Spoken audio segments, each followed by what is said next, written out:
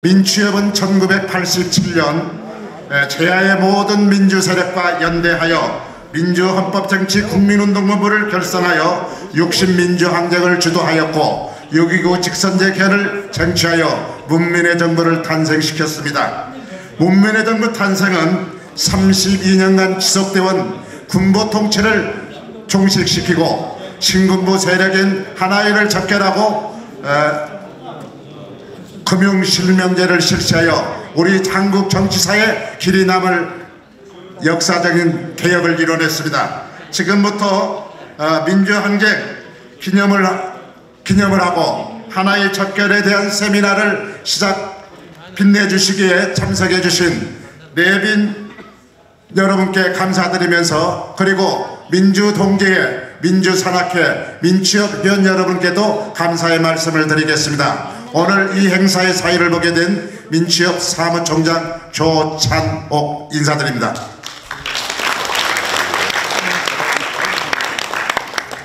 먼저 국민의례가 있겠사오니 모두 자리에서 일어나 국기를 향해 바라봐 주셨으면 고맙겠습니다. 국기에 대한 경애.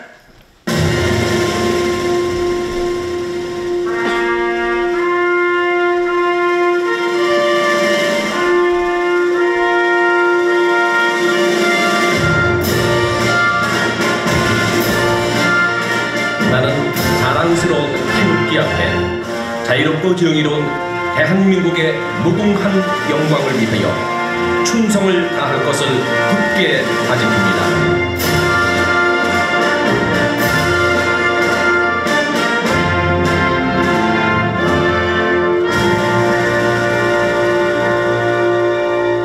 바로 다음은 묵념이 있겠습니다. 순국 선열 및 호국영령 그리고 민주화 투쟁을 하다 일찍 영면하신 민주 인사들의 묵념이 있겠습니다. 일동 묵념.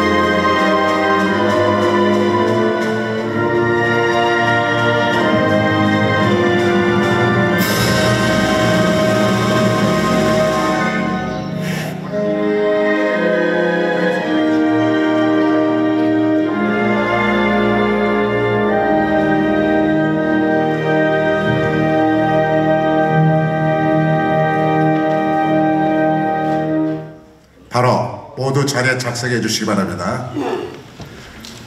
오늘 이 행사를 축하해 주시기 위해서 참석해 주신 내빈 여러분들을 소개해 드리겠습니다. 먼저 민취협 이사장님이신 권노갑 이사장님 참석하셨습니다.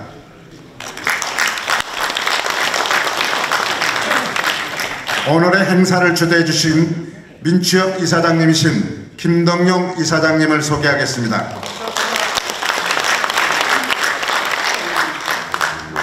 민취협 회장님이신 김무성 회장님을 소개해드리겠습니다.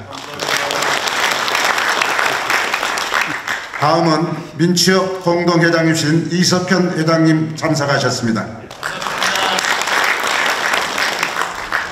그리고 민주동지회 김봉조 회장님 참석하셨습니다. 헌정위의 정대철 회장님 참석하셨습니다.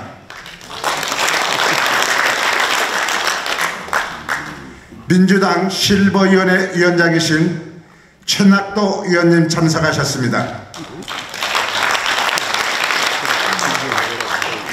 이규택 의원님 참석하셨습니다. 이경재 전 공보수석님 참석하셨습니다. 안경률 의원 참석하셨습니다. 이철 의원님 참석하셨습니다. 김장곤 의원님 참석하셨습니다.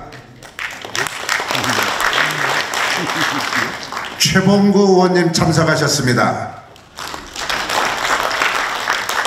송석찬 의원님 참석하셨습니다. 조익현 의원님 참석하셨습니다. 이재 의원님 참석하셨습니다. 김선동 의원님 참석하셨습니다. 제가 순서를 조금 바꿔서 죄송합니다. 박건은 전 실장님 참석하셨습니다. 노승우 의원님 참석하셨습니다.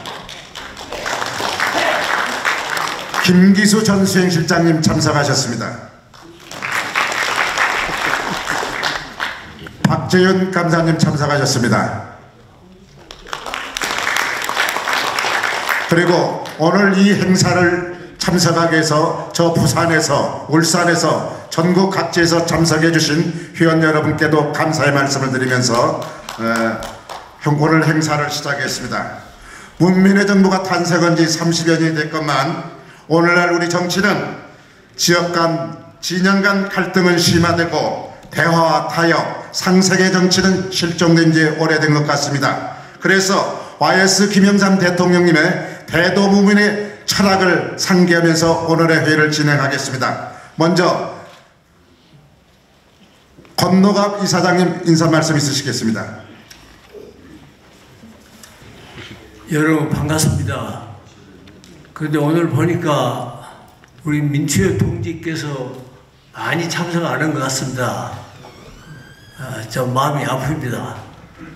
참으로 우리 민자 동지는 60항쟁 그 전부터 얼마나 많은 고생을 하면서 투쟁해 왔습니까? 우리 국민을 위해서, 우리 국가를 위해서, 민주주의를 위해서 그 독재 정권과 맞서서 그 싸웠던 그 동지들이 지금 건강하게 잘 살고 여기에 나오는 것을 저는 기대했습니다만은 그렇게 많이 나오지 않은 데서 좀 마음이 아픕니다. 혹시라도 건강이 나쁘신 분들은 항상 건강 조심해 주시길 바랍니다.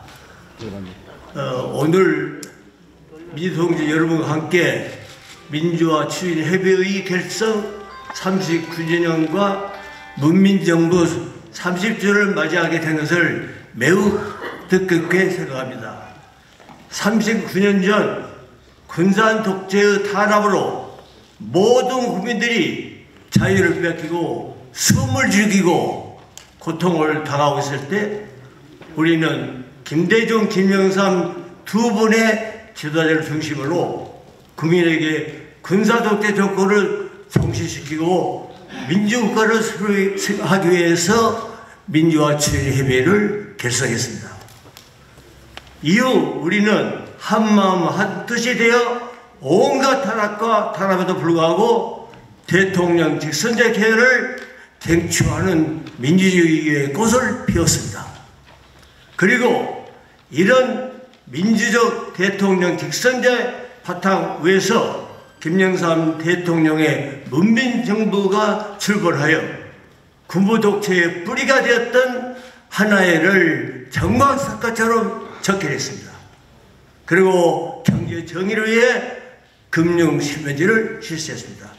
그리고 이어서 김대중 대통령의 국민의 정부가 탄생한 것입니다.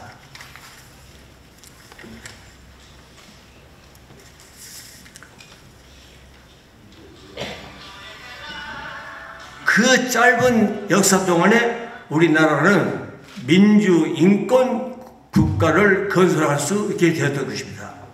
그런데 오늘날 우리나라는 민주국가가 되었지만 국민들을 외면하고 여야 간의 정치정쟁 그리고 이념, 지역, 계층, 세대 간의 갈등으로 국민들이 정치를 걱정하고 오히려 정치는 국민들은 불안하게 나라를 세월을 보내고 있습니다. 특히 우리나라는 그 어느 나라 어느 지역보다 미국과 중국 간의 갈등, 러시아와 우크라이나의 침략 전쟁으로 인한 신냉정의 위기를 직면하고 있습니다. 이런 현실에서 우리 민주화 추진회의와 국민정부 그리고 국민의 정부가 이루겠던 민주화의 인권 평화와 경제 발전의 저력을 되살려서 국민에게 행복을 주고 젊은 세대가 희망을 가지고 살 수 있게 하고 그리고 국민 통합을 이루고 새로운 평화길을 여는 길에 우리가 앞장서야 할 것입니다. 우리 민주화 동지 여러분, 우리 동지들이 지난 독재정부가 맞서서 심신을 바쳤던 그 열정과 패기를 가지고 앞으로 우리가 우리나라와 우리 국가를 위해서 우리가 행동하는 양심을 가지고 모든 일을 우리가 추진할 것을 다짐합시다. 여러분들의 가정과 여러분들의 건강을 위해서 기원 드립니다. 감사합니다. 민주화 추진협의회의 공동이사장이면서 김영삼 민주센터 이사장 김동영입니다. 문민정부 출범 30주년을 기념해서 우리는 그동안 세 차례에 걸쳐서 민주화 30년의 역정을 돌이켜 봤습니다. 그때마다 많은 분들이 함께 해주셔서 정말 감사합니다. 오늘은 우리나라의 정치학계에서 현대 정치사의 권위자이시면서 독보적인 원로 정치학자이신 이명백 교수님과 그리고 군 부재자 투표를 현역 축구군 중위로서 소대장을 맡아 계시면서 고발하고 폭로하셨던 이지문 교수님을 모시고 YS의 문민 통치체제 확립 과정을 하나의 척기를 중심으로 살펴보게 됩니다. 솔직히 말해서 YS 대통령의 군사 정치문화 청산을 위한 문민개혁이라는 것은 김영삼 전 대통령 자신을 빼고는 그 일련의 과정을 언제 어떻게 전개될지를 사실 아무도 몰랐습니다.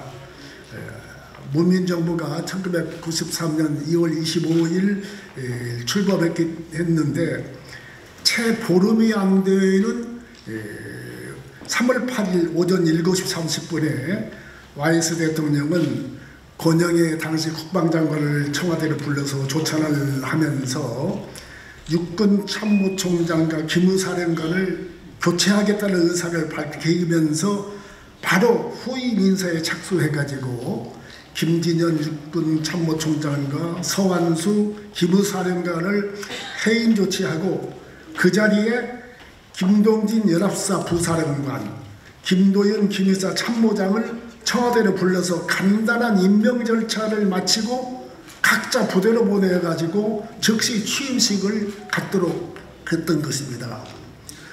처음 그 이야기를 꺼낸지 그러니까 불과 4시간 5분 만에 모든 절차를 끝낸 것입니다. 참 전강석화 같은 인사조치였다고 생각합니다. 그리고 5월 24일에는 12.12 사태와 관련됐던 고위장성의 예편 조치를 단행했습니다.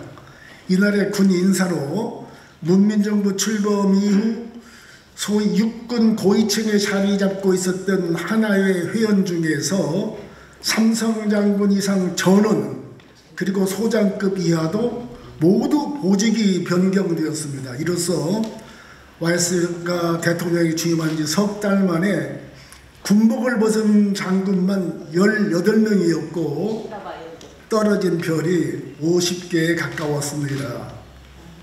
이렇게 박정희 유신 정권 이후 노태우 정권에 이르기까지 사실상 군사 독재 체제의 핵심 군부 세력이었던 하나회를 완전히 해체하고 군부에 대한 문민적 통제를 완벽하게 확립하였던 것입니다. 그렇기 때문에 군정 종식이 마침내 이루어진 것입니다. 그래서 대한민국 군대가 정권의 군대에서 비로소 국민의 군대로 위대한 탈바꿈을 할 수가 있었습니다.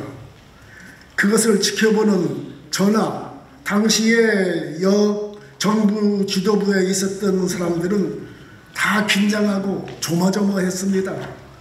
그렇기에 청와대 경호실 경비도 엄청나게 높아질 수밖에 없었습니다. 경호실은 꼬박꼬박 밤을 새우면서 일선을 비롯해서 군의 동향에 촉각을 곤두세워야 했습니다.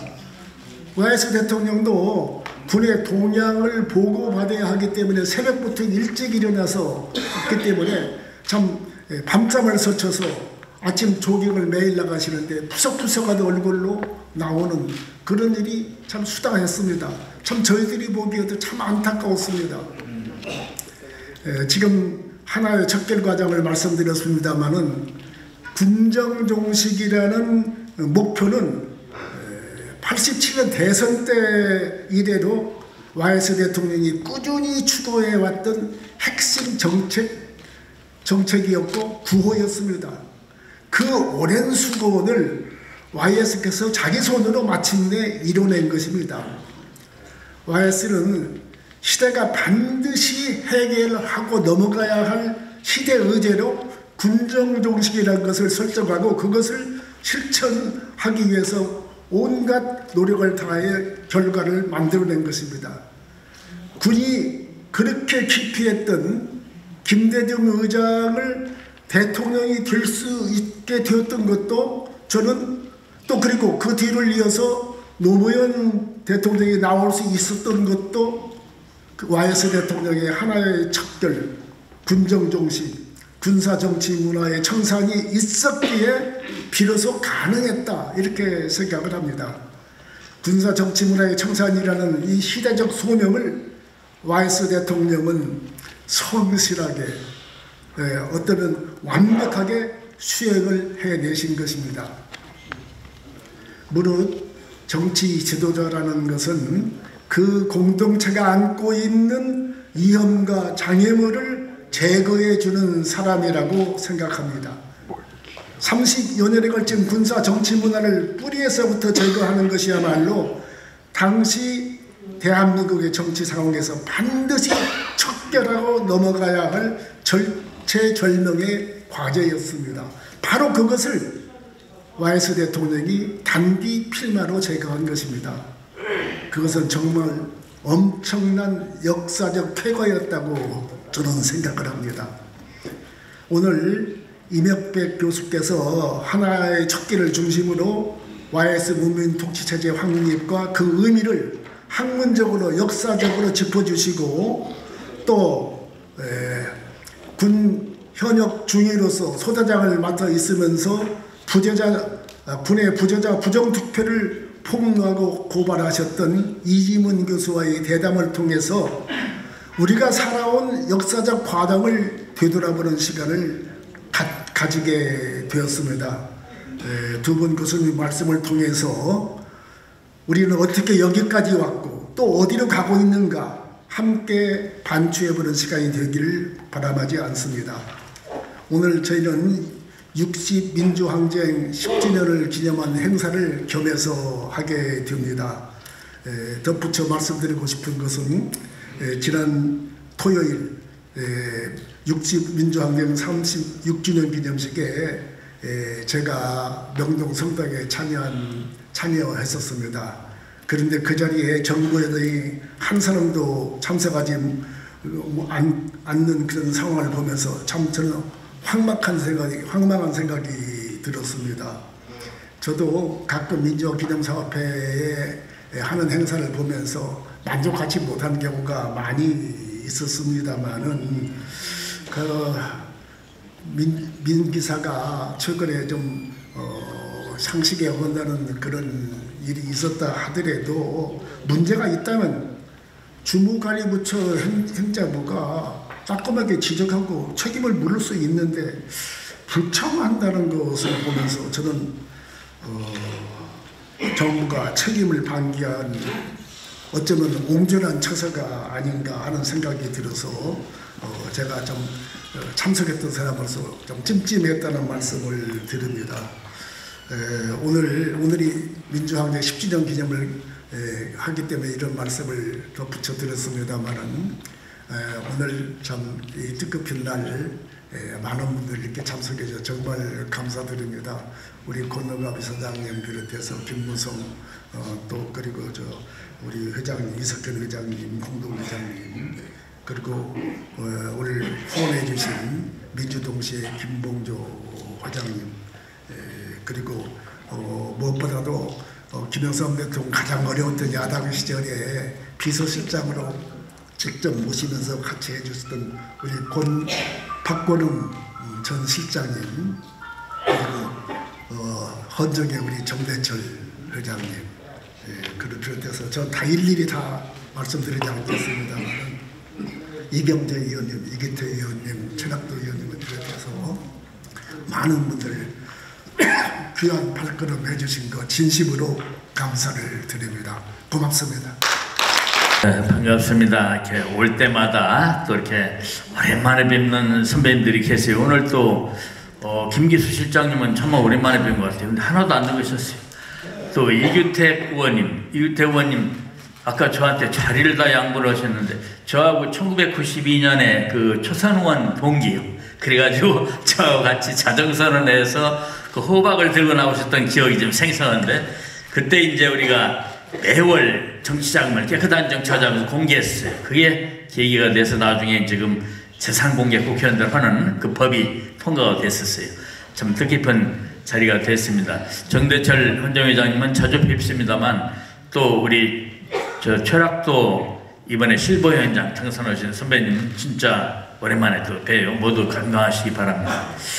저는 이 김영삼 대통령님 생각하면은 그 민취업 우리 평창 시그널스 빌딩에 있을 적에 저는 그때 나이도 30대고 더구나 동교도 아닙니까? 그런데 알아봐요. 인사를 하면은 수고한다고 그러고 뭐 열심히 하라고 그러고 그래서 기억력이 참 좋으시구나 제가 깜짝 놀랐어요. 그런데 또 이제 놀란 거는 그 왜 우리가 최루탄 맞아가면서 현수막 들고 왜 그 다동 골목으로 밀고 나가기도 그랬지 않습니까? 그때 보니까 김영삼 의장님이 몸소 같이 이렇게 저희들하고 같이 진도에 서서 하더라고요. 그래서 정말 대단하시구나 그때 제가 감동을 받았어요. 그런데 이제 3당 합당을 할 때 사실은 걱정을 많이 했어요. 제가 평민당에 있기도 했지만은 그 호랑이 잡으러 호랑이굴에 들어가신다는데 혹시 그 호랑이들한테 잡혀 먹어버리면 어떠나 이 걱정을 제가 실은 많이 했어요. 그런데 나중에 정말 우여곡절 겪으면서 대통령이 되시대요. 그 사람들이 또 말대로 대통령을 시켜줍니까? 그때 막 보니까 그 어려운 곡절이 많았더만 그러면서 대통령이 되셨어요. 그것도 놀라운 일이었는데 제가 여러 번 놀랬다니까요. 그런데 이제 그 하나의 척결을 하는 걸 보면서 과연 김영삼이구나 그런 생각을. 왜냐하면 우리 역대 훌륭한 정치인들이 많이 계시지만은 하나의 척결은 대단한 결단력이 없으면 못하는 그런 일이었지 않습니까? 왜냐하면 전두환을 만들어낸 게 바로 하나회 아니었습니까? 큰 철통같이 뭉쳐있는 군부 집단인데 이거를 잘못 조금만 실기하거나 하면 무슨 또 쿠데타 책동이 날지도 모르는 그런 위험한 일인데 그것을 그렇게 전광석화처럼 결단력 있게 그렇게 해내는 걸 보면서 제가 그때도 크게 놀랐어요. 그리고 또 나중에 금융실명제 이것도 조금만 말이 새나가면 실패할 그런 아주 어려운 일인데 그런 걸 해내는 걸 보면서 정말 우리 역사상 훌륭한 대통령이 뽑혔구나라고 그때 실감을 했었습니다. 어쨌든 오늘 그 문민정부 30주년을 기념해서 이런 또 행사를 하는 것이 매우 뜻깊고 다시 한번 그 어른에 대해서 회역을 하게 됩니다. 우리가 뜻을 받들어서 또 저희도 열심히 하겠습니다. 모두 건강하시고 모든 일 잘 되기 바랍니다. 감사합니다. 안녕하세요. 반갑습니다. 60민주항쟁이라는 것이 소위 말하는 신군부 세력, 전두환 노태우를 비롯한 신군부 세력이 1979년 12.12 사태가 아니라 12.12 군사 쿠데타를 비롯해서 다음에는 1980년에 또 5.18 군사 쿠데타를 통하고 헌법 개정을 통해서 정권을 잡고 8년 동안 정권 잡았다가 1987년도에 와서 또 장기 집권을 하려는 의도가 분명함에 따라서 우리 민주화 세력들이 들고 일어나서 민주헌정정치국민운동본부라는 것을 만들어서 처음에는 평화적으로 나아가서 대단히 열렬하게 투쟁을 했었습니다. 그런데 그냥 그것은 안 됐겠습니다만은 소위 박종철 군 사건이 그 고문치사 사건으로 가톨릭 정의구현 사제단이 그걸 발표를 하고 나아가서 연세대학교 이한열 의사군이 사망으로 인해서 열이 굉장히 붙었습니다. 그래서 이거 그대로 나아갔다가는 신군부가 제대로 전두환 씨가 정권을 계속해서 잡기가 어렵겠다는 생각에서 드디어 항복을 했습니다. 소위 말하는 6.29 선언으로 노태우 씨를 앞장 세워서 3가지 선언을 했습니다. 첫째는 당신들이 원하는 직선제 민주개헌을 할 것이고 따라서 이에 따른 평화적인 정권 이양을 반드시 하겠다라는 약속을 했고, 두 번째는 대통령 선거에서 자유경선을 보장할 것이고 나아가서 공정한 경쟁을 하도록 보장하겠다. 세 번째는 정치 지도자의 한 분이신 김대중 총재를 사면 복권시키겠다. 이렇게 해서 민주화 세력으로서는 승리요, 군사 정권으로서는 항복선을 받아낸 아주 대단한 의미가 있는 투쟁이었다 이렇게 생각합니다. 거의 4.19에 버금가는 민주화 투쟁의 역사였다고 생각합니다. 그리고 그만 잘 나갈 듯 했습니다마는 김영삼, 김대중 두 분이 손을 잡지 못해서 5년 동안 우리 노태우 씨가 정권을 잡을 수밖에 없었던 상황이고, 그걸 지나서 1992년도에 김영삼 대통령이 드디어 정권을 잡게 되었습니다. 나는 김영삼 대통령이 정권 잡아서 한 일 중에 공무원 재산 등록, 금융실명제 이런 거 있습니다만은 무엇보다도 잘한 것이 한화의 해체, 한화의 척결이라고 생각합니다. 한화에는 여러분이 잘 아시다시피 군내 사조직이고 비밀 조직이요, 이것도 전두환 노태우에 의해서 시작되고 주도되었고, 이것이 박정희 대통령에 의해서 비호를 받는 세력이었습니다.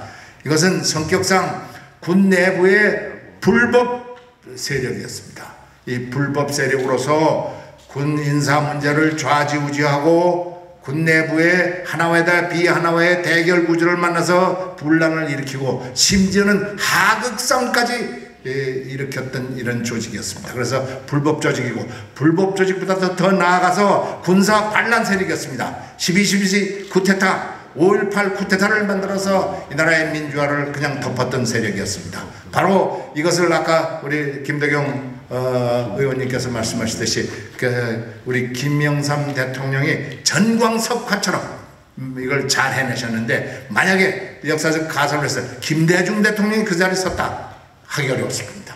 만약에 김대중 대통령이 이걸 했으면 군인들이 와 이거 빨갱이라고 그러더니 이거 군대 못 살게 구는구나 하고 군대 쿠데타 날 가능성이 충분히 있다, 이렇게 역사적인 가설 상상을 해봅니다. 김영삼 대통령이기 때문에 난 제대로 해놨다고 확신을 갖고 있고 잘 해냈다 이렇게 확신합니다. 맞죠? 정말 그렇습니다. 그래서 한화회가 을 척결함으로써 아까 우리 김덕영 실장께서 말씀하시듯이 두 가지를, 군대를 재정상화시켰습니다. 그래서 앞으로는 군 인사 문제에 막 마음대로 좌지우지 않을 거고, 군 내부의 분란을 다시는 하나와 비하나와 이런 사조직에 의해서 비밀 조직에 의해서 대결 구조가 없을 것이고, 하극상 계급 낮은 하나회 의원들이 높은 비하나회 회원들을 마음대로 좌지우지하는 이런 상황이 없어지게 돼서 군을 정상화시키고, 또 크게는 이 나라의 민주주의를 정상화시켜서 다시는 군인들이 정치에 관여할 수 없게 만들었었고, 김덕영 실장이 말씀하신 대로 김대중 정권, 노무현 정권, 정권들이 들어설 수 있게 기초를 깔아놨다는 점에서 김영삼 대통령의 업적이 대단하다는 뜻에서 제가 치하를 보내면서 제 말씀을 그치고자 합니다. 감사합니다. 여러분 정말 오랜만에 뵙게 되었습니다. 아무 생각 없이 준비 없이 있었습니다.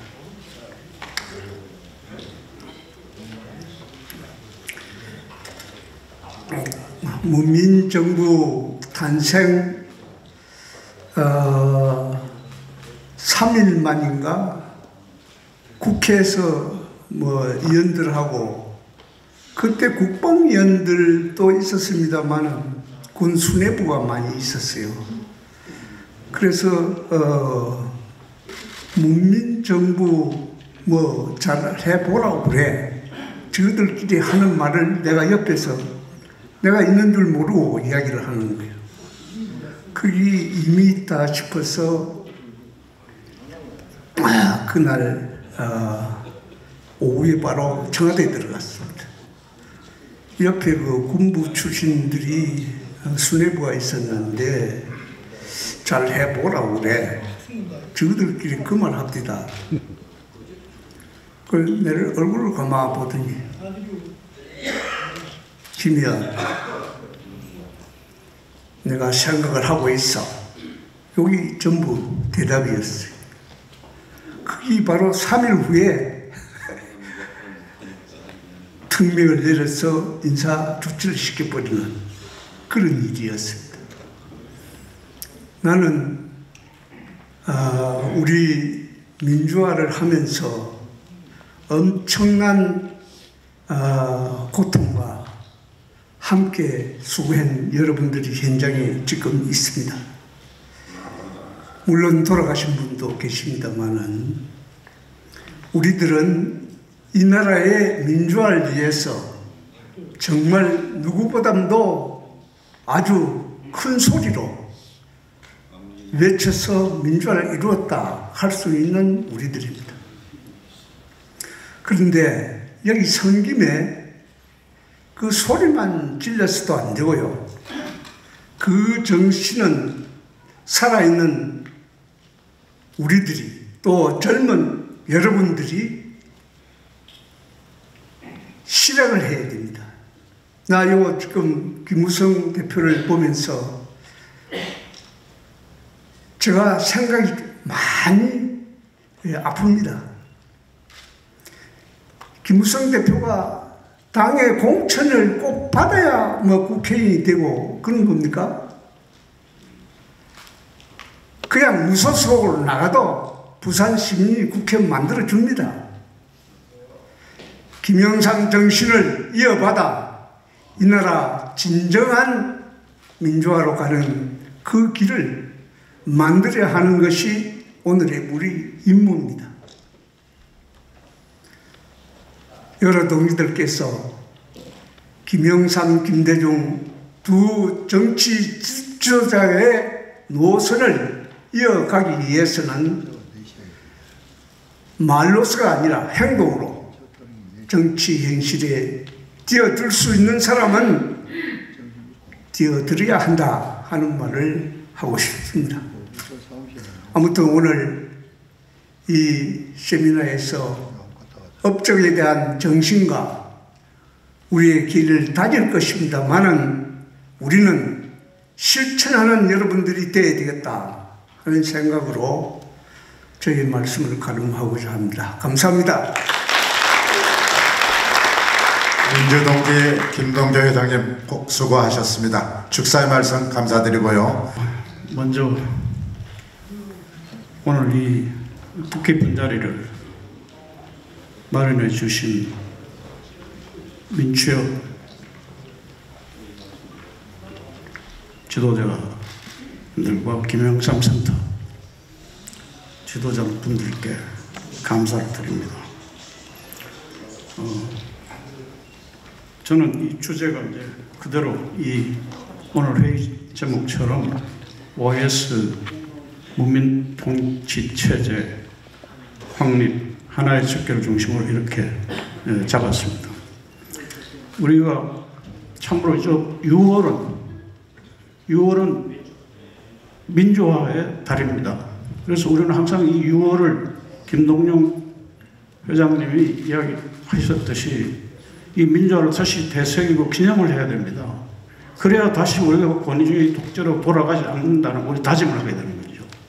그런 점에서 아까 이야기하신 것처럼 그 정부 그 당국에서 사소한 문제로 기념식에 참석을 하지 않은 것은 상당히 제가 민주화를 연구하는 학자로서 상당히 유감이라고 이야기하지 않을 수가 없습니다. 그래서 저는 우선 우리가 6월이라고 하면 이 민축과 6월 항쟁과 어떤 관계가 있냐 하면 1985년에 민주화가 설립됐지 않습니까? 그래서 1985년에 신한민주당이 말하자면 창당이 돼서 말하자면 그 군부 정권과 대등한 그 힘을 쌓을 수 있고, 그래서 이로 총선에서 무슨 돌풍을 일으켰습니다. 거기에 힘을 받아서 사실은 그 6월 항쟁의 그 말하자면 기초가 확립되어 있고, 그 바탕 위에서 60 민주항쟁이 일어났습니다. 거기에 불을 땡긴 것은 박종철 사건 폭로였죠. 그래서 전 국민이 말하자면 그 거리로 나왔습니다. 엄청난 규모였습니다. 그 상징적인 그 사건이 6월 10일 날 10만이 넘는 군중이, 특히 명동에 그때 회사가 많았지 않습니까? 그 하얀 그 와이셔츠를 입고 와이셔츠 부대들이 명동으로 올라가는 지금 사진이 있습니다. 그리고 제 책 제목에 1987년 이후의 한국 민주주의라는 책 제목에 바로 그 사진을 실었습니다. 그 표지를. 그러니까 그래서 우리가 넥타이 부대 혁명이라고 그러지 않습니까? 이제까지 우리가 이러면 학생, 무슨 노동자 이게 아니고 중산층, 우리 국민, 그러니까 중산층과 서민들이 모두 일어나서 군부 독재 항거를 한 겁니다. 그렇게 해서 민주화가 일어났고요. 그 아까 이야기했듯이 6.29 선언으로 민주화의 어떤 기틀이 마련됐고, 그래서 선거가 있었지만 노태우 대통령이 당선되는 말하자면 좀 이 역사에 굴곡이 있었습니다.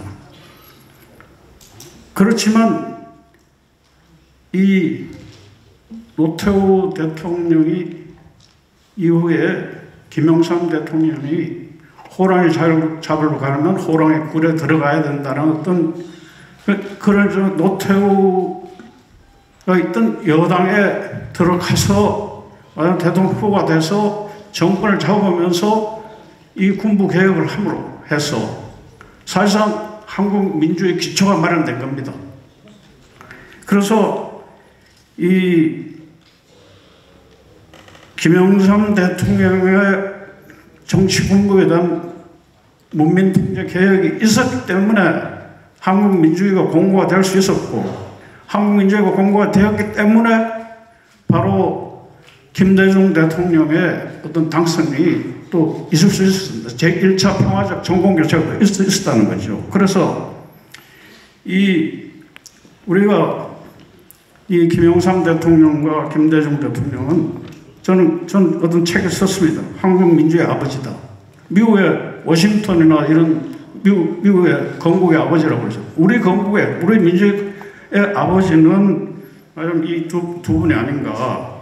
말하면 파운딩 파더스 코리안 데모크라시 할 수 있는데, 바로 이 모든 길목에 바로 김영삼 대통령이 이런 한국 민주화를 이끌고 지도했다.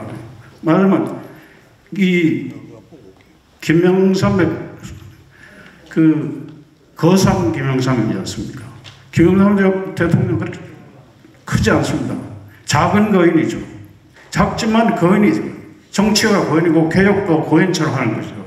그래서 김영삼 대통령이 민추에서부터 6월 항쟁 그리고 그 군부에 대한 철저한 어떤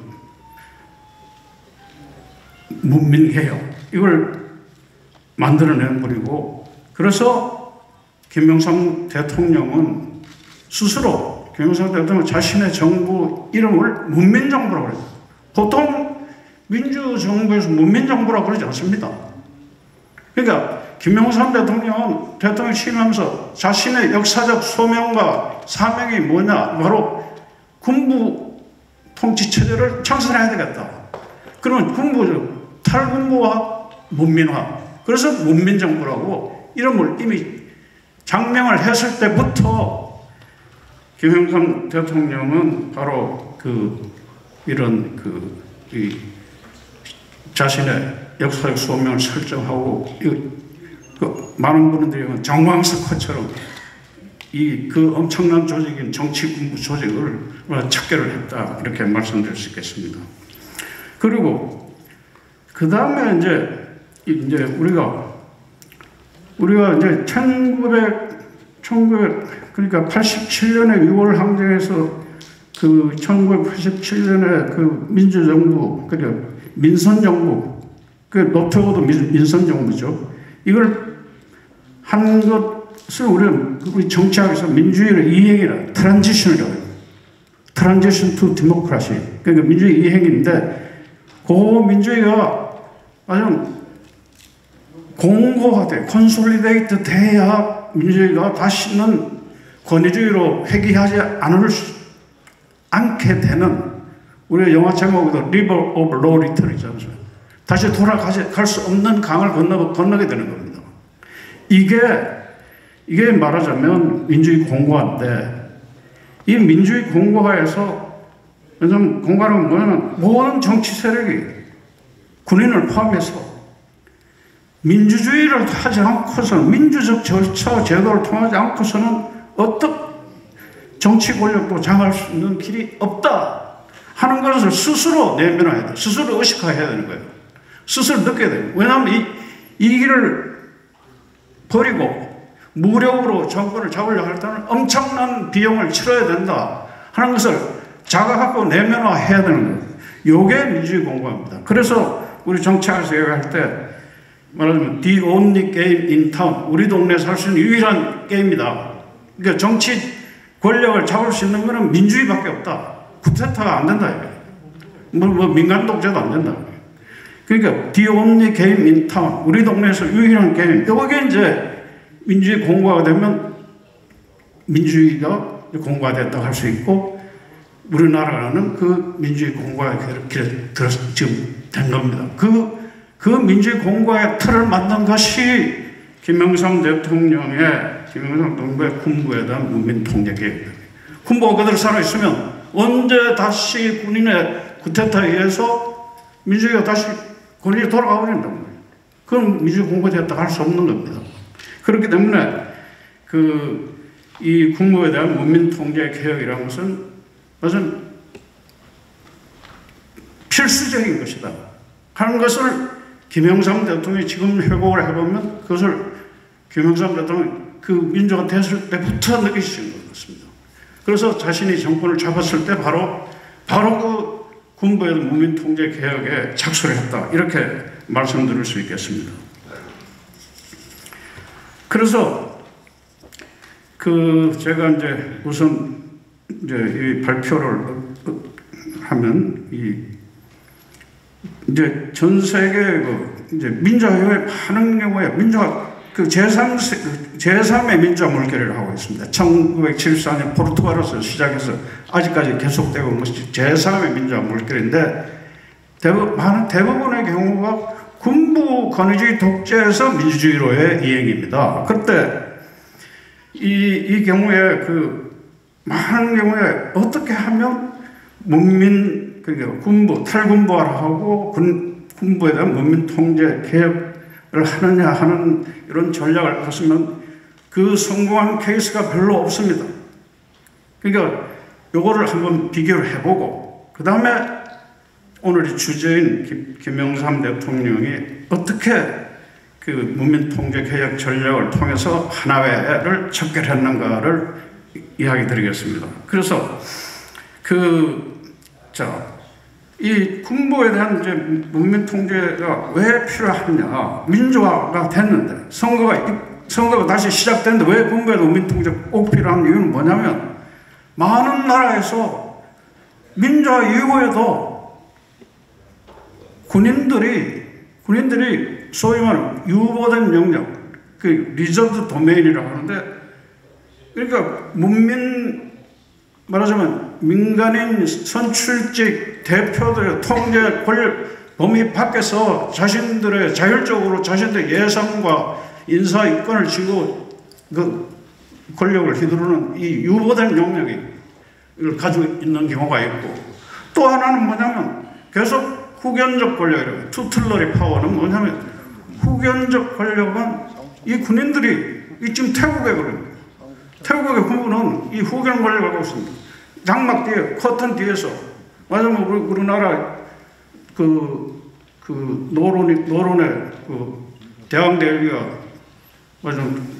발을 치고 이렇게 조종하듯이 이런 후견 권력을 갖고 있는 거예요. 그래서 태국 군부가 태국 민간 정부가 자기 뜻과 다르게 나가면 우리가 주시하고 있다, 딱 이렇게 얘기합니다. 주시하고 있는데도 불구하고 계속 군부의 뜻과 다르게 나오면 기어코 쿠데타를 일으킵니다. 태국만이 그런 것이 아니고 미얀마에서 그렇고 여러 나라에서 이런 그 후견 권력이 그대로 유지가 됩니다. 특히 그 칠레의 피노체트 지금 죽었지만, 피노체트는 민주화의 권력을 내놓으면서도 10가지 그 정부보다 더한 권력을 가지고 있었습니다.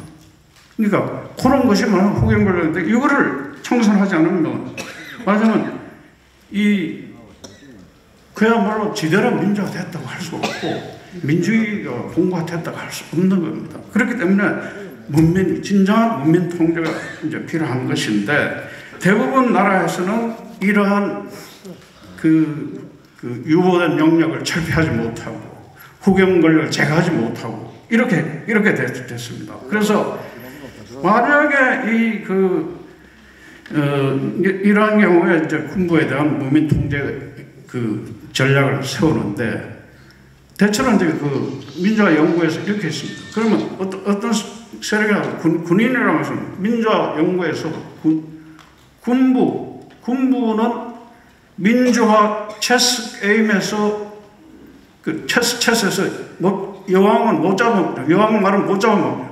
못 잡아먹는 말이다. 만약 여왕을 잡아먹으려고 그러면 여왕이 올해 판을 다 쓸어버리고 다시 새로운 판을 세우려고 한다.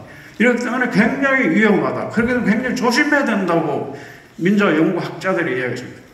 김영삼 대통령의 군부 개혁이 정말 위대한 것은 바로 이런 이 남미를 중심으로 이렇게 연구한 이 민주화 연구학자들이 제 지도교수에 있습니다만은 그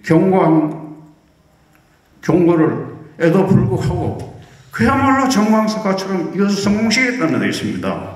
그래서 우선 이제 군부 권위주의 청산을 비교를 하면 우리가 뭐 민주주의 체제가 지금 제3의 민주화 물결을 하지만, 민주주의라는 것은 BC 5세기에 그리스 아테네에서 탄생했지 않습니까? 근데 아테네에서도 그 이전에 뭐가 있었냐면 30인의 티라니, 폭정이라고 그러죠.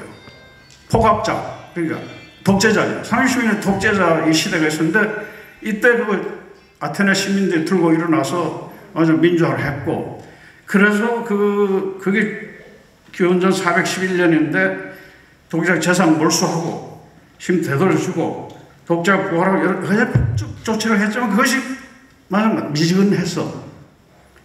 이 폭압자들이, 티라니들이 다시 민주주의를 붕괴시켰습니다. 그래서 411년, 405년에 다시 독재체에 들어갔어요. 그래서 그 2년간의 아테네 시민들이 다시 민주화를 이루었어요. 독재를 몰아내고 민주화를 다시 했는데, 이번에는 우리가 좀 더 철저하게 인적 청산만 하는 게 아니고, 이 헌법 개정이나 어떤 법적 조치 같은 그런 어떤 개혁, 법적 개혁, 어떤 같은 요걸 통해서 철저하게 우리 티라니, 폭정을 청산하자. 그래서 아테네 민주주의가 몇백 년 계속된 겁니다. 그러니까 이것이 비단 지금 21세기, 20세기에 있는 게 아니고 기원전 5세기에 벌써 이런 어떤 군부 권위주의에 대한 어떤 과거 청산이 있었다는 것을 제가 한번 말씀드리고 싶습니다. 그래서 이 아테네 그 민주주의에서 우리가 아테네 민주주의 독재 청산에서 우리가 배울 수 있는 것은 뭐냐면 이 다시는 민주주의를 정복시키지 못하도록 헌법적, 법적인 이런 제도적 청산이 뒷받침돼야 된다. 이건 이제 다음 이제 YS 하나의 청산 다시 말씀드리겠습니다. 그래서 이 권위주의 과거 청산을 우리가 비교를 하면 이제 YS의 군부 권위주의 청산은 적극적 성공적 과거 청산입니다. 그러니까 이 경우에는 말하자면 이게 성공하기 위해서는 우선 지도자의 확고한 의지가 중요한 거고 거기 또 시민사회가 뒷받침해줘야 돼요. 그러나 지도자의 군부 개혁에 대해서 굉장히 지지하고 시민사회가 압력을 행사해줘야 돼요. 정부에 하라고. 그러니까 그것이 되고 전반적으로 지금 과거 청산에 굉장히 우호적인 정치, 경제, 문화 구조 형성되게 되고 요러한 성공 케이스는 김영삼 정부고요. 그리고 우리가 남아프리카의 만델라, 전후 독일의 나치 정리, 나치 청산, 동독 공산당 간부들의 처리, 전에 프랑스 나치 부역자 처리, 1989년 동구 민주화 이후 체코 폴란드의 문민 통제가 여기 적극적 과거 청산의 성공 사례입니다. 반면에 소극적 과거 청산은 말하자면 민주화가 됐습니다. 형식적으로 민주화가 됐는데 민주주의 정권이 선거를 통해서 선출된 정부가 있지만 여전히 그 군부 권위주의 세력의 후견적 권력이 남아있고 과거 청산의 우호적인 정치 구조, 정치 문화가 형성되어 있지 않을 때 이런 소극적이 있는데 이 경우에는 말하면 군부의 후견 권력이 그대로 유지되고 인권 침해, 국가 폭력에 대해서 진상규명 책임 처벌이 이루어지는 것 같지만 그것이 완전히 그것을 차단하고 그런 어떤 민주적인 어떤 구조를 정착시킬 수 있는 제도개혁이 일어나지 않을 때 말하자면 이건 항상 우리는 아까 제가 태국과 어떤 필리핀 어떤 미얀마에서 말씀드린 것 같은 잠재적인 쿠데타 위협에 말하자면 노출되게 되어 있습니다. 이것이 말하자면 그 3당 합당 이전에 노태우 정부 초기 그리고 필리핀의 아퀴노 라모스 에스트라다 정부 아르헨티나 알퐁싱 정부가 있고요. 그리고 세 번째 유형은 결빙이 됩니다. 프로즌이 됩니다. 과거 청산이 아예 과거 청산 중단이 되는 거예요. 이거는 뭐냐면 이게 교착 상태가 일어나요. 구조적으로는 문민 통제 개혁의 우호적인 조건이 형성되어 있지만 구권위주의 세력이 군부 세력의 힘이 계속 지속되고 있습니다. 그리고 민주화 연합 세력은 다시 분열되어 있어. 이럴 때는 말하면 군부 개혁 세력과 군부 개혁에 반대하는 군부 세력 간의 이 교착 상태가 일어나서 말하자면 이 문민 통제 개혁 자체가 교착 상태가 있다. 그러니까 이 경우는 3당 합당 이후의 노태우 정부입니다. 그리고 필리핀의 아퀴노 정부 말기고요. 아르헨티나의 그 메넴 정부입니다. 이런 경우에는 굉장히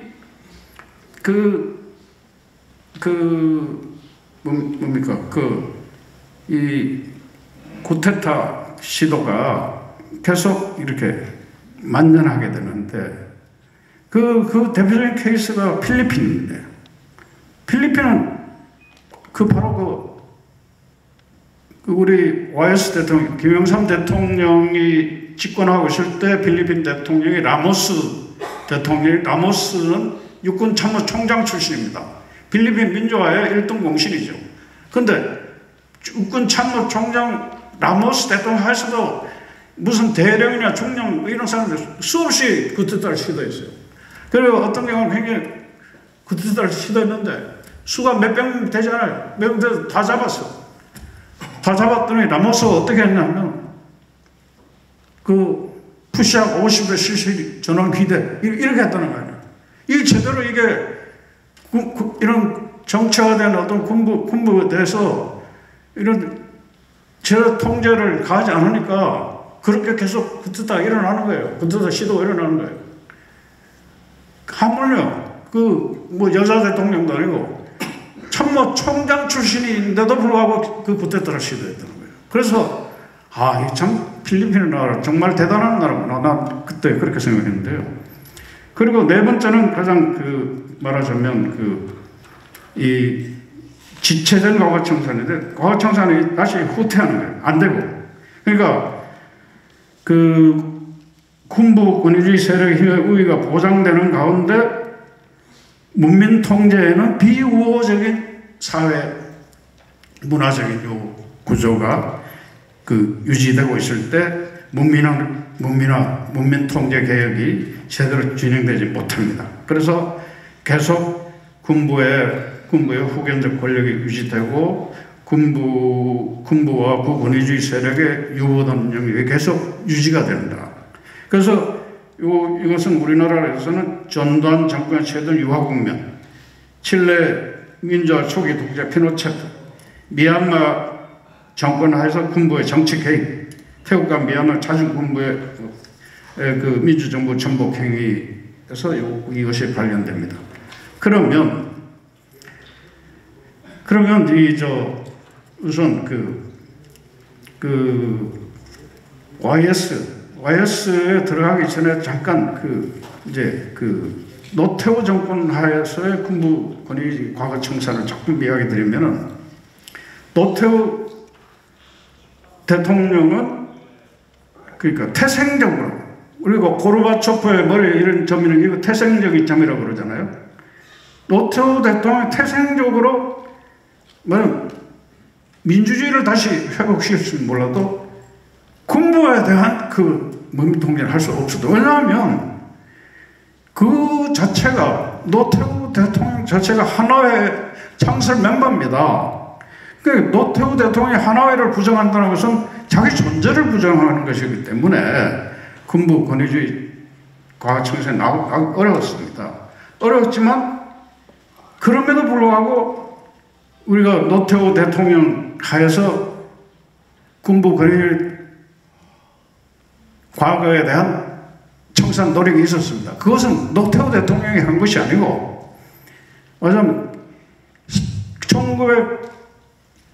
1987년 대통령 선거에서는 노태우 당선됐지만 고 이듬해 4월 총선에서 3당이 민정당이 다수를 점하지 못하고 있었기 때문에 이 야3당 공조가 있어서 야3당 공조 체제가 바로 노태우 대통령의 과거청산 계획을 하라고 압력을 넣은 바람에 전두환이가 백담사에 가고 뭐 이런 일이 벌어졌습니다. 그렇지만 기본적으로 그런 노력이 있었음에도 불구하고 우리가 군부 권위의 핵심 세력인 이 하나회와 같은 정치 군부 집단을 척결하려는 노력이 없었습니다. 왜냐하면 노태우의 권력의 근원자라고 말이에요. 그래서 하나회의 후견적 권력은 유지되고 아까 마지막 축하 인사 하신 분이 잘 하나 두고 보자 이런 식으로 김영삼 대통령이 됐음에도 불구하고 그랬다는 거예요. 이게 문민 정부에서 있을 수 없는 일 아니겠습니까? 그래서 노태우는 태생적 결함으로 인해서 말하자면 이 군부에 대한 문민 통제 개혁을 할 수가 없었다. 그래서 결국 우리가 군부에 대한 문민 통제 개혁을 하기 위해서는 김영삼 대통령이 왔어야 된다. 이 역사의 필연입니다. 그래서 김영삼 정부 하에서 바로 군부 통치가 종식되고 문민 통제가 대강립되고 바로 하나회가 척결되고 한국 민주의 본궤도에 올라서는 겁니다. 네. 그래서 김영삼 대통령의 그 문민통제 개혁을 통해서 근 18년간 대한민국을 사실상 지배해온 정치 장교 집단이 완전히 척결된 거예요.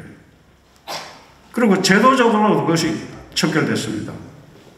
그러면 그 하나회 척결에 대해서 말씀드리면, 하나회라는 것은 뭐 많은 분들이 말씀하셨지만 1961년 5.16 군사 쿠데타 이후에 군 내부의 비밀 사적이 결성됐고요. 이 창설 멤버에 전두환, 노태우를 비롯해서 최성택, 백운택, 정호영, 손용길, 권익현 등 육사 11기 장교들이 중심이 됐습니다. 비밀리에 조직된 사조직입니다. 그리고 이것이 비밀리에 박정희 대통령의 말을 엄호를 받았다는 그 기록들이 있습니다. 그러면서도 불구하고 하나회는 이 엄호를 받았음에도 불구하고 그 1973년에 소위 은필용 사건이라고 하는 것, 이것은 하극상입니다. 하나회가 항상 박정희 대통령을 지지한 게 아니에요. 박정희 대통령의 하극상까지 이렇게 말하자면 그 개입했다는 그 기록들이 나오고요. 그래서 이 하나회 집단은 그야말로 우리가 그 남미에서 군벌주의라는 게 있습니다. 군벌 권위주의, 군벌 독재, 가우디오라는 게 있는데요. 이게 군벌입니다. 가우디즈모, 그러니까 군벌주의라고 하죠. 제가 제 책에 이렇게 군벌주의라고 해요. 50은 군벌주의 독재라고 제가 했는데, 왜냐하면 하나회가 지배하는, 하나회는 정치 군벌 조직이 지배하는 군사권위주의라는 거죠. 그래서 그 주요 요직이 육참총장, 보안사령관, 수방사령관, 그것도 수방사 직할 30경비단, 33경비단 이 단장을 하고 육군 본부의 주요 요직과 대통령 경호실장까지 대부분의 요직을 독점을 했고, 그래서 이 조직을 가지고 12.12 군사 반란 사태에 왜 정승화 육군참모총장이 공식적으로는 오피셜하게는 바로 그 최고 그 커맨드에 위치해 있는데 그렇게 허무하게 그렇게 잡혀가느냐. 이 바로 이 요직을 독점하고 있었기 때문에 가능했던 거고, 그리고 이 군사 쿠데타가 성공을 해서 50 정권이 들어와서 다시 5.18 군사 쿠데타, 그 광주 군사 쿠데타 성공 시인 이후에도 이 하나회 집단이 말하면 대한민국의 최고 지배 세력으로 군림을 했습니다. 그래서 계엄사령관, 육참총장, 정보부장, 국군보안사령관, 육사교장, 수방사령관, 국군보안사령관, 이 모든 요직을 하나회가 이제 독점을 했는데, 그러면 이 하나를 어떻게 지금 척결을 하느냐? 이 민주화 책에 18페이지에 나오는데요. 18페이지에 그림이 있습니다. 예. 여기 보면 이 노태우는 하나의 후견 권력을 인정을 했습니다. 이렇게 될 경우에는 후견권을 인정하면 하나회가 쿠데타 일으킬 가능성이 없습니다. 가만히 있어도 되니까. 즉각적으로 쿠데타 일으킬 가능성은 0.2입니다. 20%. 그러나 궁극적으로는 이런 노태우와 같은 어떤 그 군부 출신 민선 권력도 말하자면 전복될 가능성이 60%에 달합니다. 그런데 김영삼의 그 정광사는, 그리고 엄격한 말하면 이런 문민통제 개혁이 있게 되면 이걸 즉각적으로 할 경우에는 하나의 쿠데타 가능성이 80%에 달합니다. 그러니까 김영삼 대통령의 이 경우는 어지간히 간이 큰 사람이 아니면 못하는 거예요. 쿠데타에 칠레나 남미나 이런 경우 진짜 군인들의 사람 총에 맞아 죽잖아요. 그러니까 이 80%입니다. 그렇지만 이렇게 철저하게 문민통제를 하게 되면 궁극적으로 쿠데타 일어날 가능성은 거의 제로입니다. 0.01%. 1%밖에 안 된다는 거예요. 그러니까 이것이 굉장히 이제 우리가 중요합니다. 그러니까 김영삼 대통령의 군부 통제 개혁이 왜 그 중요하고 왜 그렇게 위대하고 왜 한국 민주주의를 이렇게 공가시는데 중요한 하나의 기점이냐 하면은 김영삼 대통령의 그 용기와 그 기획과 그 결단력이 이 0.80, 80%의 쿠데타 시도 이 확률이 있음에도 불구하고 과감하게 정광석화처럼 그걸 밀어붙였다는데 저는 그걸 높이 평가하고 싶고 이것을 저는 그래서 김영삼 대통령의 하나의 척결 개혁을 김영삼 대통령이 뭐 다른 많은 업적이 있겠지만 가장 위대한 업적으로 저는 항상 저 책이나 논문에서 항상 기록하고 있습니다. 그래서 이 정광석처럼 이제 개혁하려고 했을까 하는 것은 김영삼 대통령은 상당히 이 하나회에 말하는 그 의중을 그러니까 하나의 의중을 이렇게 파악을 하고 말하면 바로 그 약점을 약한 급소로 꽉 친 거예요. 왜냐하면 이 하나회 출신들이 사실은 김영삼 대통령이 어떻게 당선되었습니까? 노태우 3당 합당회에서 됐잖아요. 노태우 정당도 같이 들어있지 않습니까? 그러니까 하나회 그 멤버들이 김영삼 사실은 우리 힘으로 된 거야. 우리한테 뭐라고 하지 않을 거야. 그러니까 상당히 마음을 놓고 있었던 거예요. 그게. 그래서 이게 이제 김영삼 그래서 손을 놓고 손을 놓고 있는 사이에 김영삼 대통령을 바로 취임하자마자 바로 하나의 이 간부를 척결한 거 아닙니까? 그래서 말하자면 같은 정당 출신이기 때문에 김영삼 안 할 거야. 난 현상 유지할 거야. 뭐 이렇게. 근데 그거를 틈을 잡고 김영삼 대통령 그걸 시도한 거예요. 그러니까 김영삼 대통령이 참으로 이런 과감한 거에서는 DJ 대통령을 아마 대통령이 따라가기 힘들다 이런 생각을 하게 됩니다. 그래서 그러니까 김영삼 대통령도 김영삼 대통령 거기 이 회고록에 보면 이 위험 부담을 인식하고 있었습니다. 그러니까 누가 이거 최세창이라는 이제 하나의 출신이 국방장관 전 국방장관이죠. 군 편제와 전 국방장관이 김영삼 정부에서 군 편제와 군 진로를 막 이야기하는 거예요. 발표를 하고. 그러니까 김영삼이 그걸 듣고 내가 군을 통수하지 못하고 정치 군인과 동거해야 한다면 차라리 대통령 그만두겠다는 각오를 이 회고록에서 이야기를 하고 김영삼 대통령 회고록 6권 나와 있습니다. 그래서 이 김영삼 대통령 본인이 이게 우연히 김영삼 대통령이 하나의 척결하기 때문에 위대한 업적 이게 아니라 김영삼 대통령은 굉장히 의도적으로 한 거라는 거예요. 왜냐하면 의도를 했다는 것은 본인이 스스로 나는 문민정부다. 우리 정부는 우리 정부의 사명은 군에 대한 문민 통제다. 군을 다시는 정치에 발을 못 붙이게 해야 되겠다. 이것이 우리 정부의 그래서 문민정부라 했지 않습니까? 모든 다른 정부 같으면 국민의 정부, 민주정부 이러잖아요. 김영삼 정부는 문민정부라고 이렇게 못을 박았거든요. 그러니까 의도적이었고 실제로 그런 위험 부담을 인식하고 있었고 그런 것이 다 나오고 있고 그래서 이 전략이 뭐냐면 위험 부담을 인식하고 있어요. 이렇기 때문에 이 하나회를 숙청하는 것은 정광석화적이에요. 많은 분들이 이야기했습니다. 이 정광석화적 이건 대부분이 동의하고 있어요.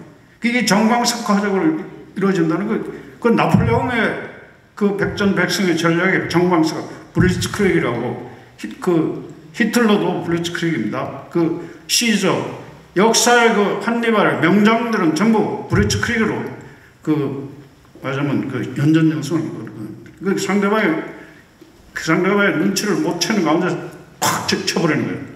그러니까 질풍노도처럼 정광석화처럼 치니까 나폴레옹이 그 연전연승을 했는데 바로 요런 정광석화처럼 해야 이 저항을 전격적으로 이렇게 전격적으로 추진을 해야 맞아 하나와 같이 하나의 상당히 조직되어 있는 정말 똘똘 뭉쳐있는 조직되어 있는 군대 조직이거든요. 그래서 이 세력을 규합해서 저항해 올 이 개연성이 높기 때문에 이걸 시간적 여유를 주지 말고 전격적으로 이 숙정을 당연히 해야 된다. 그래서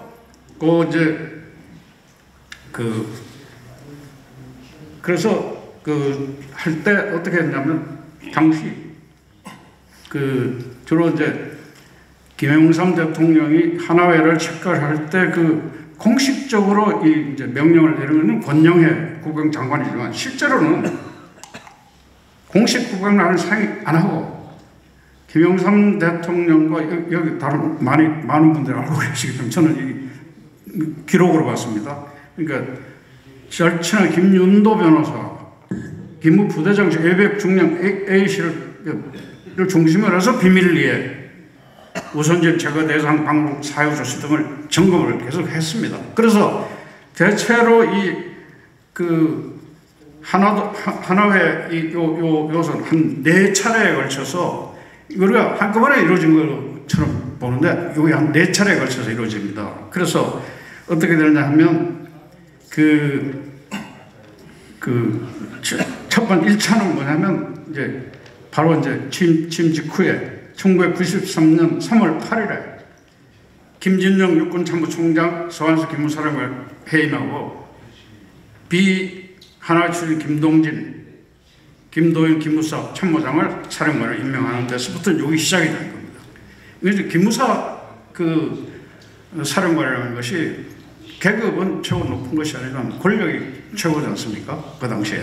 그러니까 요 기무사와 육군 참모총장 했는데, 그러니까 이것이 어떻게 이루어지면 공식적으로 이제 권영애 장관에게 지시하고 신임 후임 총장이 옷 바꿔 입고 이 김영할 대통령이 뭡니까 이 칼 있잖아요. 장군들한테 주는 칼 이거 주고 하는데 걸린 시간이 4시간 아까 김동영 회장님이 이야기했는데 4시간 5분 만에.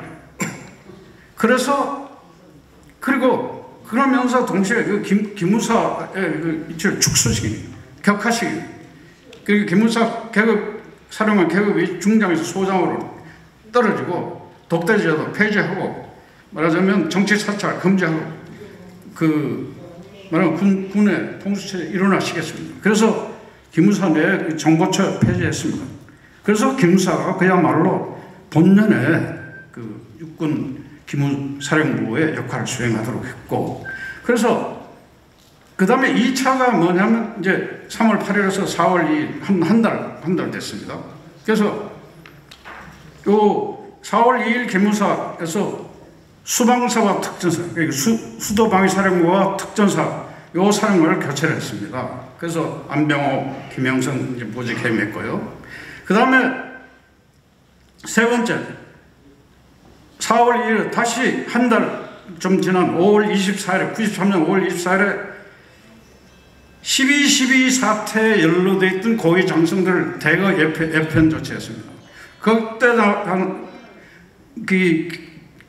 떨어져 나간 사람들이 이필섭 합참의장, 김진선 이군장, 한명호 이군 부사령, 박종규 56사단장 전역시키고 후임에 맞으면 육사 출신이 아닌 이양호 공군 참모총장을 임명을 했습니다. 이때는 얼마나 이 계급들이 이게 많이 날아갔는지 이 계급을 새로 달아주는데 계급장을 새로 달아줘야 되거든요. 대통령이. 함성덕 교수가 선거해 보면 계급장이 모자라서 국방장관과 국방간부들이 가지고 있던 지니고 있던 별을 갖고 오라고 해서 신고식 때 달아주는 그 해프닝이 있었다. 이렇게 있습니다. 그러니까 이 5월 24일에 대규모가 됐고, 그런, 거기서 끝난 것이 아닙니다. 이게 4차 그 하나의 이 척결의 이제 그 발단은 어떻게 됐냐면,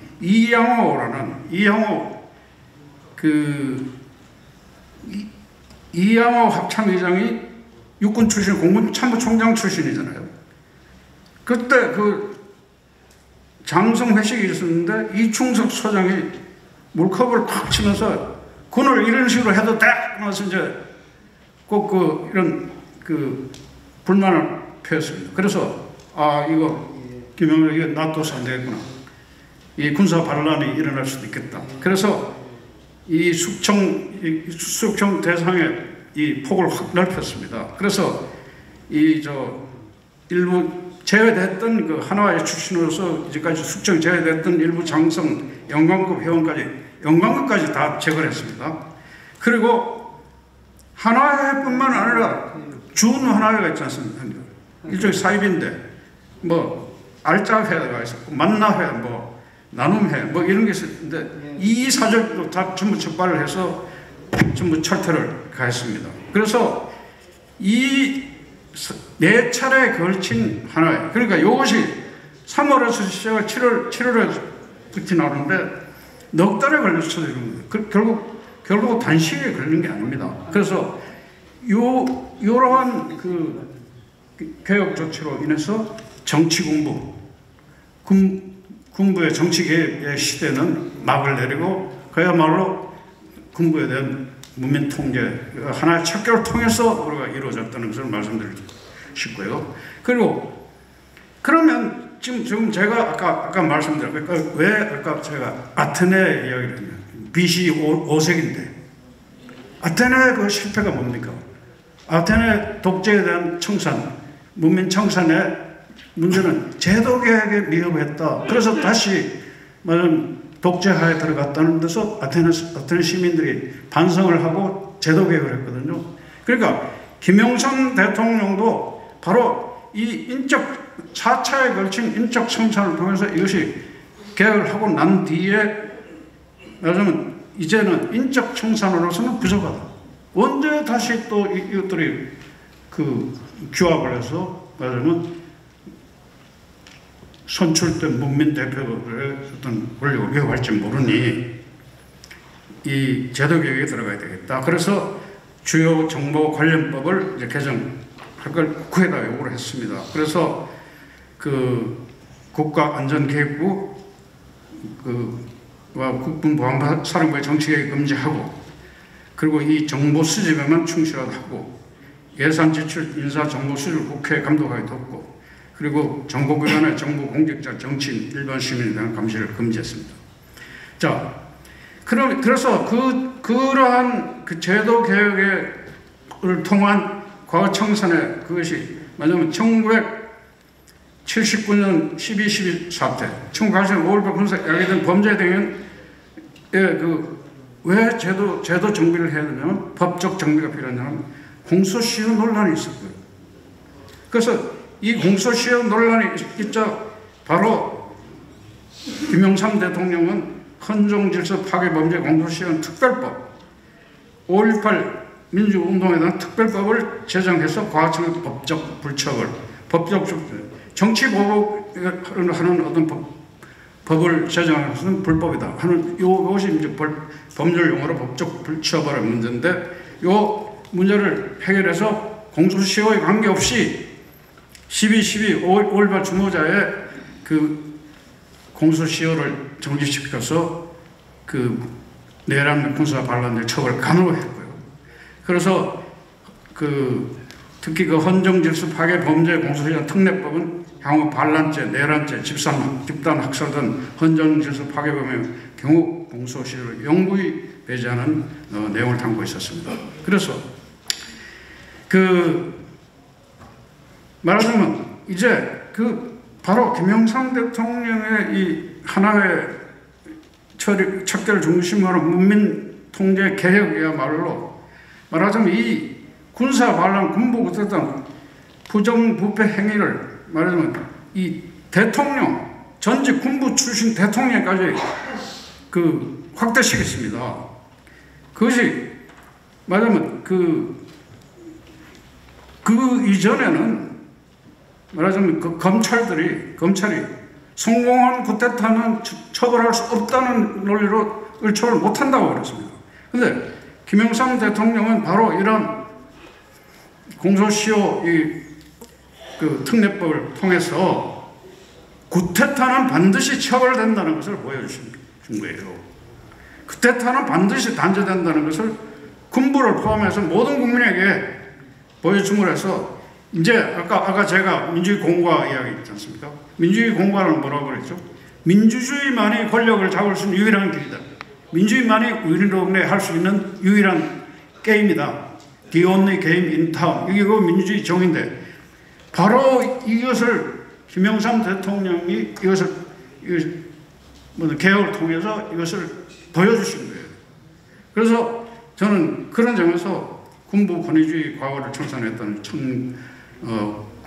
문민 대통령 위대한 업적을 보고요. 그래서 이 지금 특히 지금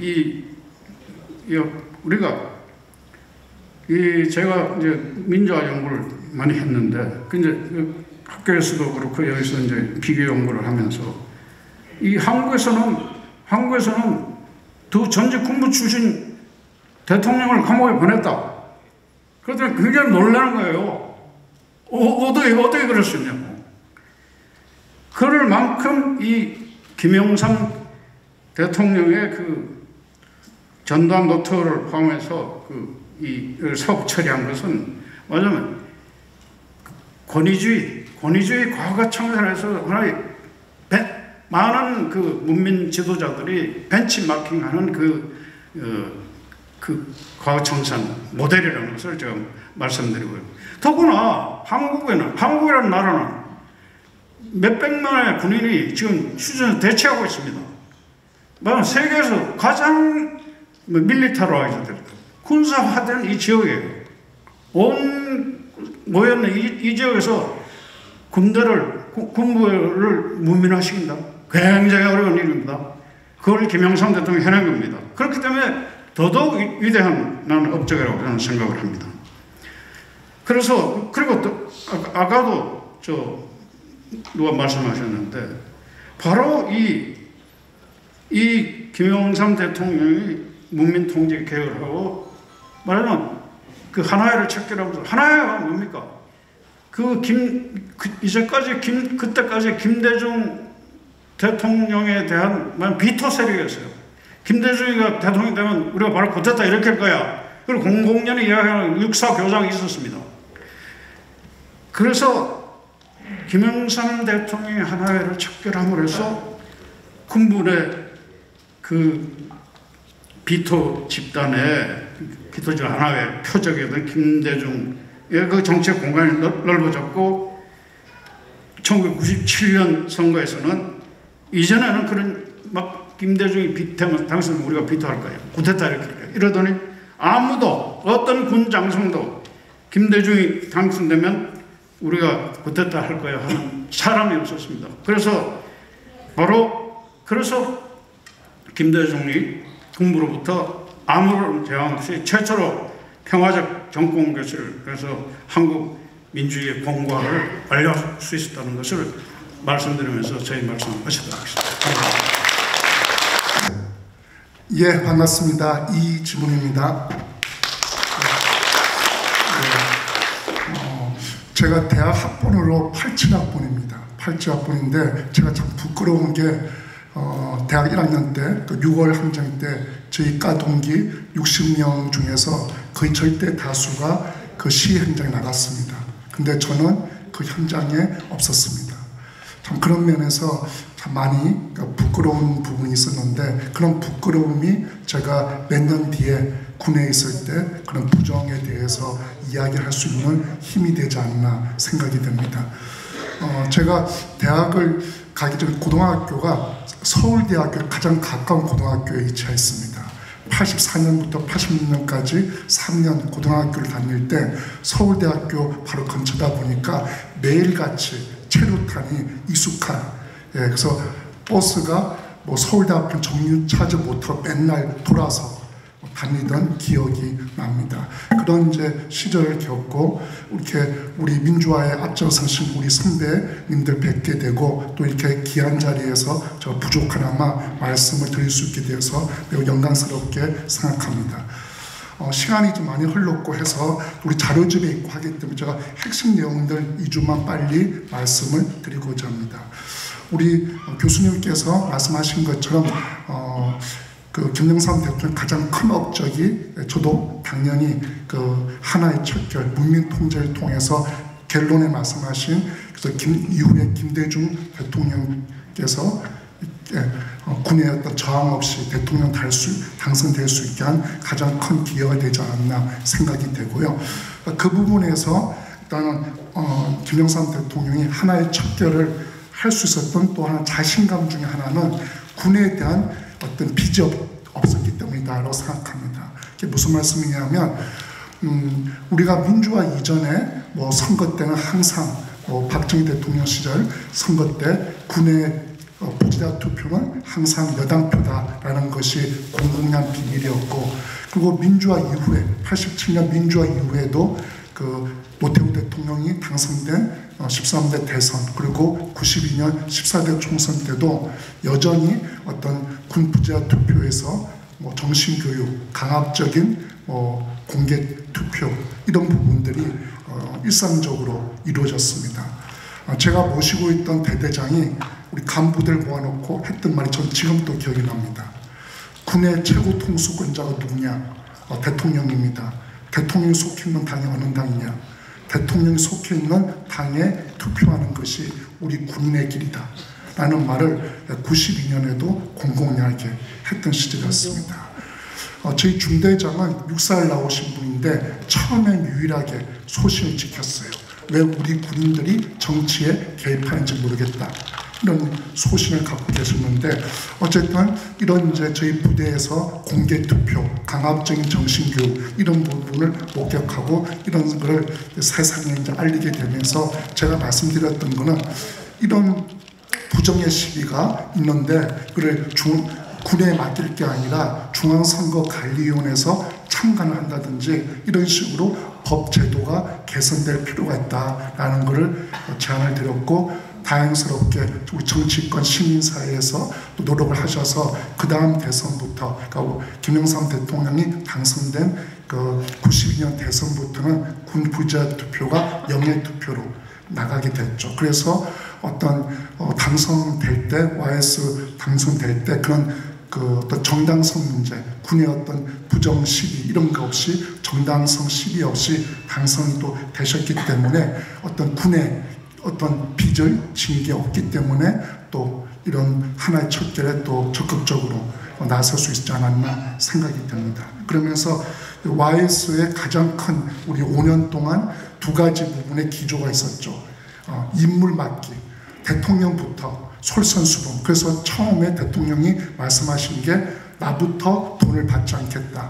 솔선수범, 인물 맡기. 그 다음에 성역 없는 사정. 두 가지를 5년 내내 이제 기조로 하셨는데, 그러면서 정치권 사정도 했지만 그 우리 군 특히 이제 율곡 사업, 역대 정권에서 제대로 그 안보 빌미로 제대로 다뤄지지 않았던, 감사하지 않았던 율곡 사업에 대해서 또 대대적으로 감사를 통해서 비리를 척결하고, 그 다음에 군 인사 비리에 대해서도 이제 단행해서 어떤 고질적인 인사 비리 악순환을 끊는 계기도 마련하였습니다. 자, 그리고 그러면서 이제 YS가 문민 통치 체제를 확립을 위해서 이루고자 했던 것은 무엇인가? 저는 그것은 이제 민주화를 넘어서서 청렴 사회 건설이라고 생각합니다. 그래서 우리 하나의 통제도 정강석화처럼 했지만 또 금융실명제, 또 그리고 공직자 재산 공개, 그 당시에 대통령부터 전 재산을 공개하면서 국무위원들도 공개하라. 그다음에 또 국회의원들도 그래서 당시에 알고 계시는 것처럼 뭐 국회의장 이런 분들도 재산 공개 파동으로 또 옷을 벗게 되고 하지 않았습니까? 그래서 그 당시 그냥 그것이 하나의 선언이 아니라 법으로 공직자윤리법을 개정함으로써 지금까지 이제 고위공직자들이 재산 형성 과정에서 이런 부분들을 공개하게끔 그런 기틀을 마련한 것이죠. 그래서 당시에 이제 YS 신한국 창조 3대 그 기조 중에 하나가 가장 중요했던 게 부정부패 척결이었고, 당시에 YS 5년 동안, 첫 3년 동안 그 국제 투명성 기구 부패 인식도 상당히 높아졌습니다. 물론 말년에 조금 떨어지긴 했지만, 저는 그 좀 김영삼 대통령 이후에 뭐 김대중, 노무현, 이명박, 박근혜, 문재인이어서 지금 6번째 대통령이 윤석열 대통령도 취임한 지가 1년이 넘어가는데 여전히 지난 25년 동안 돌아봤어도 대통령의 친인척, 뭐 척건, 대형 권력형 부패가 끊이지 않고 있습니다. 그러다 보니까 우리 국민들이 지난 대선을 앞두고도 가장 정부의 바라는 1순위가 공정사회, 반부패 척결이 가장 1순위였고, 뭐 최근에도 우리 정치권에서도 여전히 이런 부패 문제가 뭐 어제 또 뭐 국회에서도 또 부결되고 했지만 이런 이제 부패 문제 여전히 우리 정치권에서 여전히 가제로 남아 있습니다.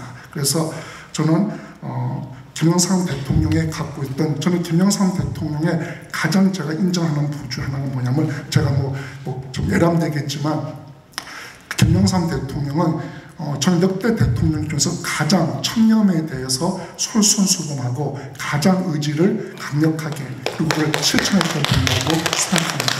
그런 정신을 우리 최고 지도자 또 정치하시는 분들이 잘 이어받아서 정말 민주화를 실질적으로 완성하는 것은 우리가 공정사회, 청렴사회 건설로 이어져야 되지 않는가 하는 부분에서 간략하게 제 의견을 말씀드리도록 끝내도록 하겠습니다. 감사합니다.